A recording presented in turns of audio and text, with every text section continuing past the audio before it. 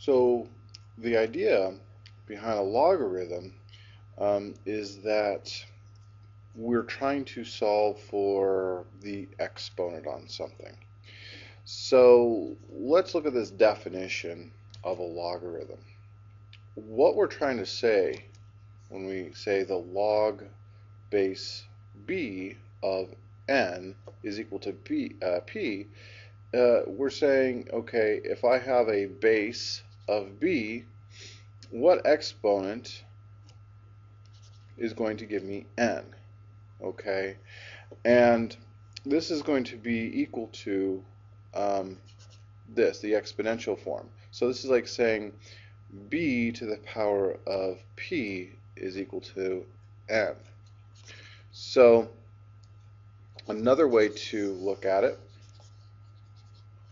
if I'm taking something with an exponential form, so my base here is represented here on the logarithm, okay, the n, so whatever b to the p power equals is here, and then the exponent p is here. So here I'm saying, you know, if I have b to the p power, that equals n, but here I'm saying I'm trying to solve for the exponents. If I have a base of b, and what power is going to give me n? So that's how you would generally read something like that. Now let's look at being able to write these. So let's say I have something in exponential form and I want to write it in logarithmic form. So the way I could write this one would be, I would have log base 2 of 8 is equal to 3. So that's how we say it. The log base 2 of 8 is equal to 3. So as we can see here, there's my base of 2, and so this equals 8, so here's my 8, and then I can see that, this is 3. The logarithm solves for the exponent. Let's try another one. So let's say I want to write 2 to the negative 4 is equal to 1/16, but we want to do it in logarithmic form. So the way I would write that would simply be, so let's say log base 2. So I'm saying 2 to what power is going to give me 1/16? Oh, 2 to the negative 4th power. Okay, so 2 to the 4th is 16, and the negative would send it down into the denominator. So that's how we could write it that way.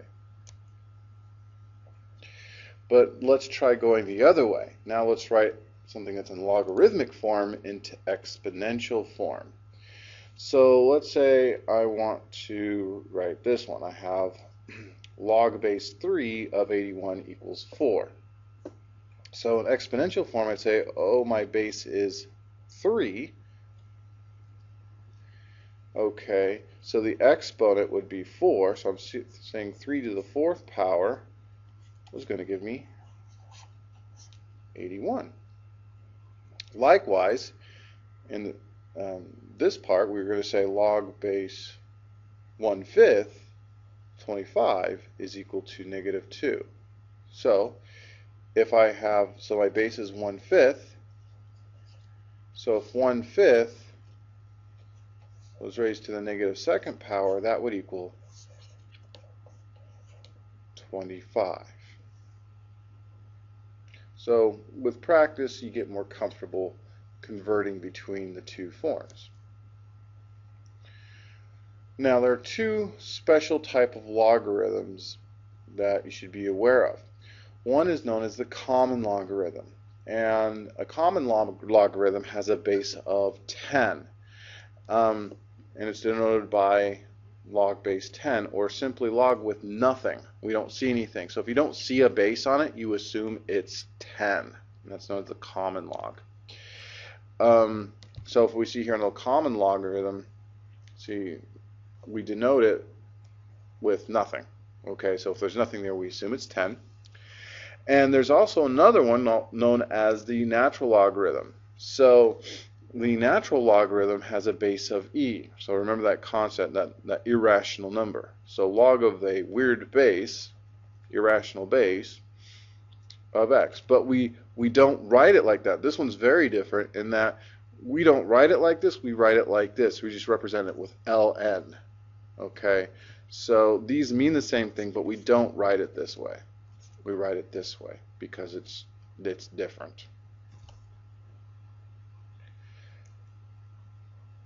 Now, when we're evaluating these are by default what the calculators use. So here's how you would evaluate these using a calculator. I would type in log, and the log's located here. And notice that right above it we have 10 to the x power. So common log has a base of 10, so it would make sense that they pair it with the a base of 10 to the x power second function. And so I type in log, and then 0.85, and thus that would give me negative 0.07 yada yada yada, and some irrational number. Right above the log you have the natural log, and a natural log has a base of e, and see they have a second function of a base of e to the x power. So when I do this one, I would say the natural log of 22, which would give me 3.09. I would like you to round to the nearest hundredths. When you have a decimal, when in doubt, I like it rounded to the nearest hundredth. So let's move on. We'll talk about inverse functions now. So when we're doing an inverse function, we'll say we do a composite function, given that g of x is a log base b of x and f of x is b to the x. If we do a composite function of g of f of x, and you were to simplify that, so you have log base b of b to the x power is equal to just x. They cancel each other out. And if we do a composite the other way, f of g of x, then we would do a composite and simplify and give it x. Remember, that's how we verified inverses, is if both composites would equal x. And we've done that before. So let's use some actual numbers here, and let's see what this means. Or we can look at it a different way to look at it. So I'm going to simplify log base 5 of 5 to the 4th power. Now what you could do is you could look at this as well, what would happen if I were to convert this into a exponential form? So if I did that, I would say, okay, let's say this is equal to something, question mark. Then the way I would write this, I would say, well, the base is 5, okay, and I'm saying 5 to what power is equal to 5 to the 4th power, okay? So as I do that conversion, you know, if I assume this is equal to something, then I'd say, oh, well, the bases are both 5, so therefore this has to be 4, okay? So thus, my answer would actually be, well, it equals 4. So in essence, the short way is saying, oh, well, these just cancel out. And that's what really happens. So when I look at this one, let's jump down to C here. I would say, okay, well, first thing I want to do is, here I have a log base 3, but I don't have a 3 here. Let me rewrite this. So I'd say log base 3, and I know that 27 is a perfect cube. It's 3 to the 3rd power to the x, which can simplify to log base 3 and then 3 to the 3x. And quite simply, as we shown with this one, that the shortcut is we would say, well, these just both, the base and the log cancel out. So thus it just equals 3x. And that's simplified. If we have, let's say, something in exponential form, then what I could do is convert it to logarithmic form by saying this equals something, don't know what. So as I convert it into logarithmic form, I'm going to say log base 8. Okay, so it solves for the logarithm solves for the exponent. Okay, so this is where the question mark goes, and I'd say is equal to, okay, log base 8 of x. Well, if I see here they're both log base 8, because logarithm solves for the exponent, well, it's going to be x. So therefore, my solution would be just x. Okay, it equals x. So the idea here is that, well, what happens is that these just cancel out, the base 8 and the log base 8, and I'm just left with x. So using the same logic here, I have a 10 to the power of log base 2.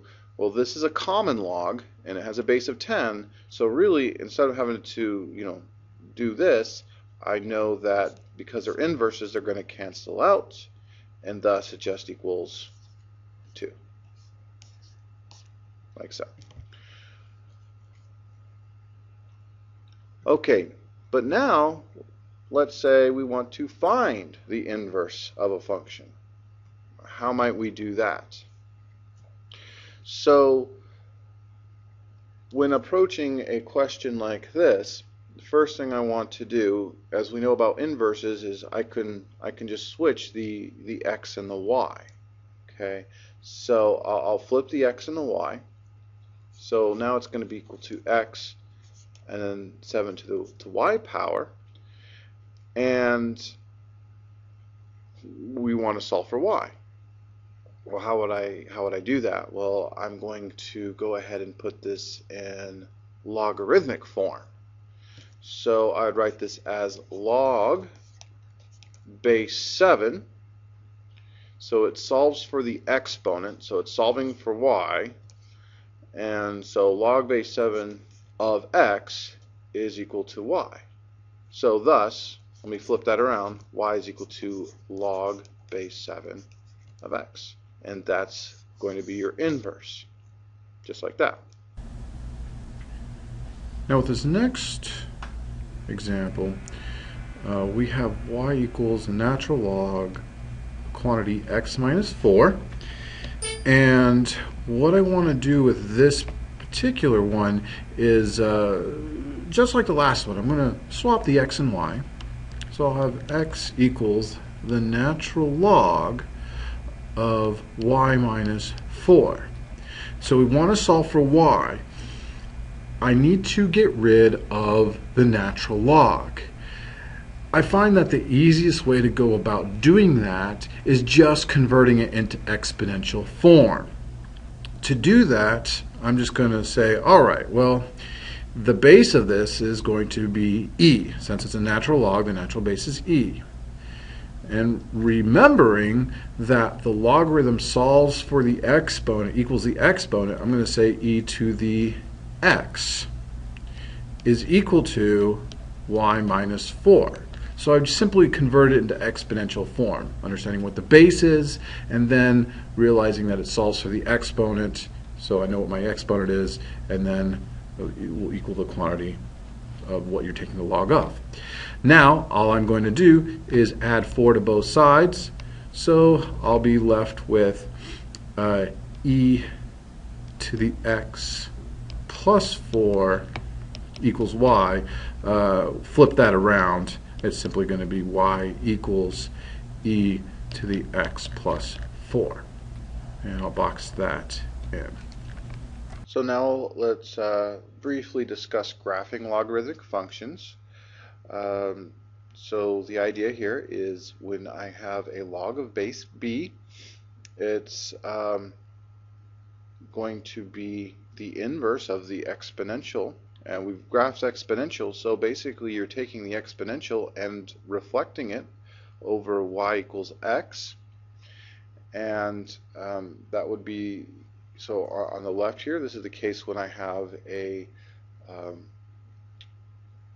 b value that is greater than 1, and here on the left this is going to be our positive decimal between 0 and 1, and it's simply going to be reflected. So here I can see my exponential decay, and it's reflected here on the logarithmic equivalent.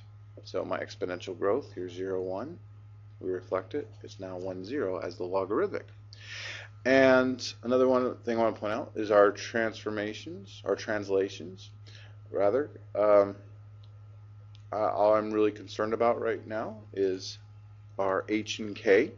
So remember, we subtract h directly from x, and then we add k for our vertical. And that's how we transform our functions. So, for instance, if I had y equals log base 2 power of x, I would have my points indicated here at 1, 0, and I'd have another one here at 2, 1. There we go, and 1, 0.